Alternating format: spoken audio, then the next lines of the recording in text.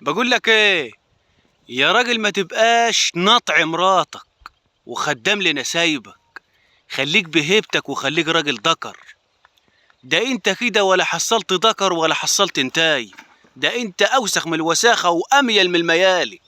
يا راجل اعدل من نفسك يا راجل. تسيب اهلك، تسيب ابوك وامك وتجري ورا نسايبك.